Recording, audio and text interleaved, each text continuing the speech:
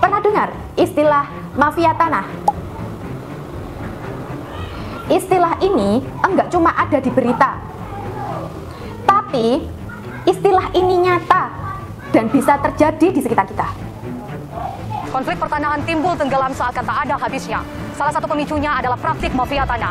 Mereka menguasai tanah-tanah bertuan dengan segala cara. Terkait aset pertanahan yang merugikan korbannya dengan nilai yang tidak sedikit masih kerap terjadi di Indonesia. Mulai dari pengambil alihan kepemilikan lahan, kasus sindikat pemalsuan. Bukan sekedar satu atau dua orang yang iseng,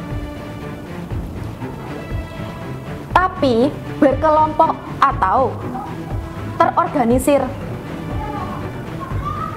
Pengen ngambil tanah milik orang lain. Lalu, tahu cara mainnya? Ada yang tugasnya nyari tanah kosong yang tidak berpenghuni atau tanah yang sedang sengketa. Bikin dokumen palsu, dan enggak jarang mereka itu bermain dengan oknum. Pejabat jadi saksinya. Lancar kasus mafia tanah di Indonesia. Memang bikin geleng kepala, seperti yang dialami Mbah Tupon di daerah Bantul. Hak atas tanah seluas 165 meter persegi tiba-tiba beralih kepada pihak lain. Bahkan dijadikan jaminan di salah satu bank. Pinjamannya, wow, 1,5 miliar. Tanpa sepengetahuan Mbah Tupon. Ini di wilayah Jawa Tengah. Apa ada kasus lain? Banyak. Yang kedua, kasus klien saya di daerah Banjarmasin. Klien saya merasa tidak memberikan atau memperjualbelikan tanahnya kepada pihak lain. Tiba-tiba di atas tanah yang sudah bersertifikat timbul 3 sertifikat. Nggak main-main loh, bukan 1 sertifikat tapi timbul 3 sertifikat. Kasus yang ketiga di daerah Grobogan. Pengusaha berinisial DB diduga memalsukan dokumen untuk menguasai tanah.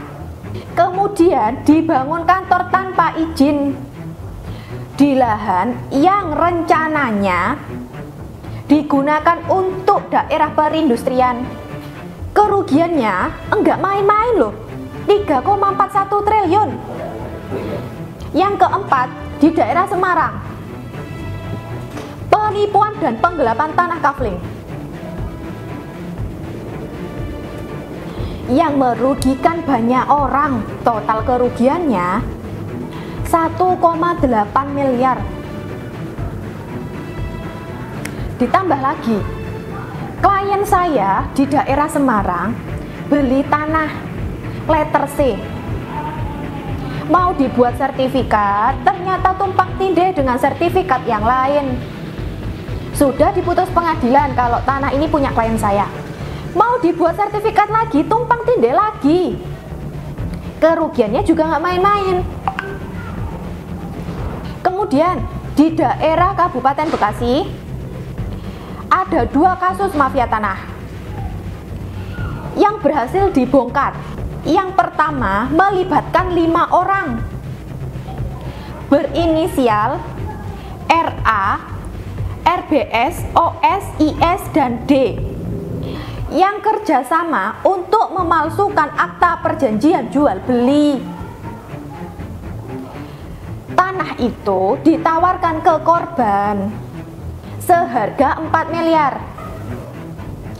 Tapi setelah diserahkan uangnya, baru ketahuan bahwa akte jual beli tersebut palsu dan tidak tercatat resmi. Alhasil, korban tidak dapat menerbitkan sertifikat. Kasus yang kedua masih di Bekasi, melibatkan 2 orang tersangka.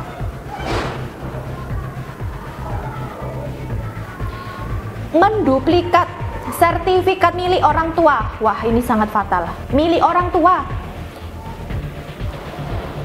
menjadi 39 sertifikat palsu,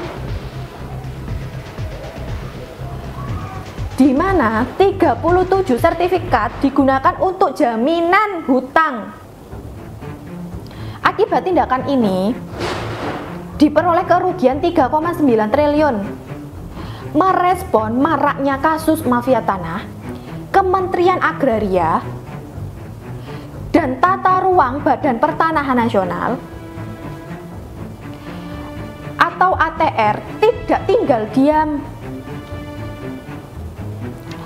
Berdasarkan data Kementerian Agraria dan Tata Ruang Badan Pertanahan Nasional, temuan kasus mafia tanah di Indonesia mulai tahun 2019 sampai tahun 2024 mencapai 392